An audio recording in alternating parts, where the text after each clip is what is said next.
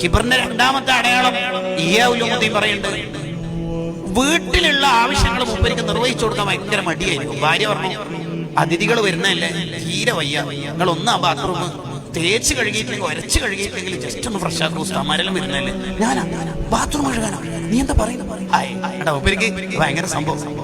അടിച്ചു വാരിയിട്ടുണ്ട് നബി സല്ലല്ലാഹു അലൈഹി വസല്ലം തങ്ങൾ, വീട് അടിച്ചു വാരിയിട്ടുണ്ട്. പാല് കറന്നു കൊടുത്തിട്ടുണ്ട് ആർക്ക്? ഭാര്യക്ക് കുടിക്കാൻ. പാത്രം കഴുകി കൊടുത്തിട്ടുണ്ട് നമ്മളെ നേതാവ്. നിങ്ങൾ ആലോചിച്ചു, ഷെഹ്റാൻ ഇമാമിന്റെ ഭാര്യ നിത്യമായി അസുഖത്തിലായപ്പോൾ ആ ഭാര്യ മൂത്രൊഴിച്ചതും കാഴ്ചച്ചതൊക്കെ വൃത്തിയാക്കിയ കൈകളായിരുന്നു ഷെഹ്റാൻ ഇമാമിന്റെ, അഥവാ 300 കിതാബ് എഴുതിയ കൈ. അതിനു വേണ്ടി മാത്രമല്ല എനിക്ക് അല്ലാഹു തന്നത് എന്ന ബോധം ഷെഹ്റാൻ ഇമാമിനുണ്ട് കേട്ടോ. പാതിരാത്രി എന്റെ അബ്ദുറഹ്മാൻ എന്ന മോനെ കരയുമ്പോൾ എന്റെ ഭാര്യന്റെ ഉറക്ക ശല്യാവോ എന്ന് പേടിച്ചിട്ട് ഞാൻ ആ മോനെ എടുത്തിട്ട് അപ്പുറം ഇപ്പുറമൊക്കെ കൊണ്ടുപോയി സുബി വരെ അവനെ ഉറക്കാൻ ഞാൻ ശ്രമിക്കും. എന്തിന്? എന്റെ ഭാര്യന്റെ ഒരു സെക്കൻഡ് ഉറക്ക് പോണ്ട.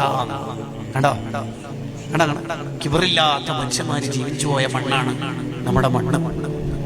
ഷെഹ്റാൻ ഇമാം ഇതൊക്കെ പറയുന്നത് തന്റെ അൽ മിനൻ എന്ന ഗ്രന്ഥത്തിലാണ്. എനിക്ക് അല്ലാഹു ചെയ്ത അനുഗ്രഹങ്ങൾ എന്ന് പറഞ്ഞിട്ടാണ് ആ ഗ്രന്ഥം ആരംഭിക്കുന്നത്.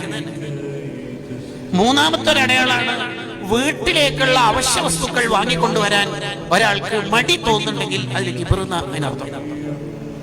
മാർക്കറ്റിൽ ഞാൻ പോകാനാ, എല്ലാം കൂടെ എനിക്കൊരു പ്രസ്റ്റേജിൽ ഞാൻ 4 ദിവസം അബുദാബിയിൽ ലീവ് എടുത്തിട്ട് വന്നത് ഇതിനാ. ഹോം ഡെലിവറി ഇല്ലേ? അഹ്മദ് ബിൻ ഹംബൽ റളിയല്ലാഹു അൻഹുവിനെ കുറിച്ചും അവരുടെ മകൻ അബ്ദുല്ലാഹി തങ്ങളെ കുറിച്ചും ആ കാലത്തെ ആൾക്കാർ പറയുന്നുണ്ട്, ടൗണിലൂടെ കക്കിരിയും പത്തക്കലും എടുത്തിട്ട് നടക്കുന്നതാണ് വീട്ടിലേക്ക്. നമ്മളൊക്കെ പച്ച മനുഷ്യന്മാരാണ്. അതെന്നെ നന്നാവൽ എന്ന് പറഞ്ഞാൽ.